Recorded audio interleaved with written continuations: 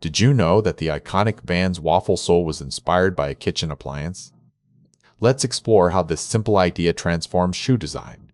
In the late 1970s, Vans co-founder Paul Van Doren was looking for a way to improve grip and traction on shoes. Inspired by his wife's waffle iron, he started experimenting with rubber molds. The design of the sole mimics a waffle pattern with its ridges and grooves, providing excellent grip on various surfaces like concrete or wood. This innovation was crucial for skateboarders. The waffle sole's unique texture not only enhances traction, but also offers cushioning, making it comfortable for extended wear. This dual functionality was a groundbreaking feature at the time. The pattern is formed by pouring liquid rubber into molds that have been shaped like waffle irons, ensuring durability and flexibility.